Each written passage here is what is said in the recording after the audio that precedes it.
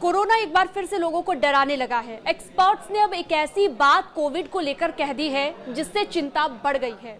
दरअसल एक्सपर्ट्स ने इस नए वेरिएंट को लेकर ये कहा है कि मौजूदा वैक्सीन इस पर बेअसर है। इससे जुड़ी अन्य जानकारियां भी आपको दूंगी। कोविड की चौथी लहर कितने दिन तक चल सकती है ये भी आपको इस वीडियो में बताऊंगी। अगर कोरोना की चौथी लहर आती है तो कितने दिन तक ये लहर चलेगी वो भी इस वीडियो में मैं आपको बताने जा रही हूं। दरअसल देश में कोरोना वायरस के मामले तेजी से बढ़ रहे हैं। आज एक्टिव केसों की संख्या 1326 पर पहुंच गई है। मौत की संख्या 14 हो गई है। इनमें सबसे ज्यादा मौत अब तक महाराष्ट्र में हुई है। लेकिन इन सब के बीच चिंता की बात यह है कि एक्सपर्ट्स ने यह दावा किया है कि जिन लोगों ने वैक्सीनेशन करवाया था उन्हें भी अब सावधानी बरतने की जरूरत है। इसकी वजह यह है कि वैक्सीनेशन नए वेरिएंट पर बेअसर साबित हो सकती है और इसे आप बेअसर साबित होने से नहीं रोक सकते। हालांकि वैक्सीनेशन की इम्यूनिटी अभी भी पूरी तरह से कमजोर नहीं हुई है। ये आपके शरीर को नए वेरिएंट से लड़ने में मदद जरूर करेगी, लेकिन पूरी तरह से कारगर साबित होगी ये कहना मुश्किल है। 2022 के बाद नए वेरिएंट की वजह से कोविड पेशेंट कई बार बढ़े, लेकिन कोई भी गंभीर स्थिति पैदा नहीं हुई। इसलिए आप ये कह सकते हैं कि इस बार भी बहुत ज्यादा परेशान होने की जरूरत आपको नहीं है। वहीं बीएचयू के प्रोफेसर ज्ञानेश्वर चौबे के मुताबिक भी एक अहम बात कही गई है कोविड की चौथी लहर को लेकर। उन्होंने कहा है कि उसका असर 21 से 28 दिन तक रह सकता है। ये दूसरी लहर की तरह जानलेवा साबित नहीं होगी, ये भी उन्होंने कहा है। इसके अलावा WHO की भी बात कर लेते हैं। वर्ल्ड हेल्थ ऑर्गेनाइजेशन ने भी इसे चिंताजनक नहीं माना है। हालांकि निगरानी में रखे गए वेरिएंट के रूप में कैटेगराइज्ड इसे किया गया है। चीन सहित एशिया के दूसरे देशों में कोविड के बढ़ते मामलों में यही वेरिएंट दिख रहा है। इससे जुड़े अन्य अपडेट्स के लिए आप हमारे डिजिटल प्लेटफॉर्म पर जुड़ सकते हैं। न्यूज़ 18 को सब्सक्राइब करना बिल्कुल ना भूलिएगा। इसके और भी सब वेरिएंट्स जो है वो निकले हैं।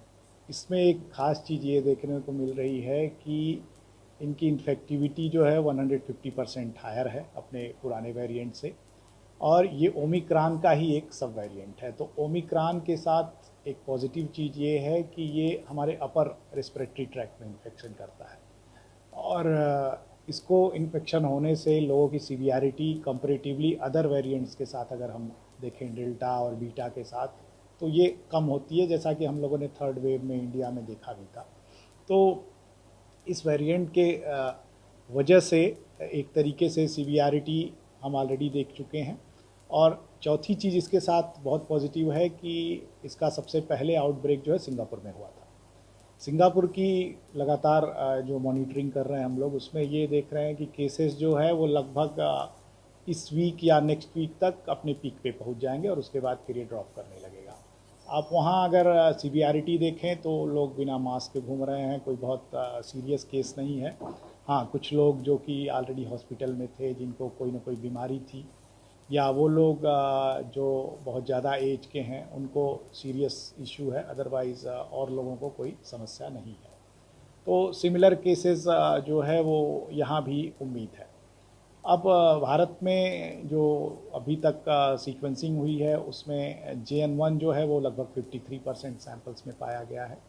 और ये JN1 अगर हम कंपेयर करें वुहान वेरिएंट से जो सबसे पहले आया था, तो 140 से 150 म्यूटेशन डिफ़र कर रहा है। लेकिन जो पहला वेरिएंट था, जो अब का वेरिएंट है, उसमें अंतर ये है कि एंटीबॉडी का लेवल जो किसी पर्सन के अंदर है, या तो इन्फेक्शन होने से या तो उसको वैक्सीन लगने से, वो समय के साथ घटती है, क्योंकि एक समय के बाद एंटीबॉडी हमारे शरीर में नहीं रहती है। अब एंटीबॉडी का एक लेवल के बाद फिर से जो है पर्सन को इन्फेक्शन होने के चांसेस बढ़ जाते हैं।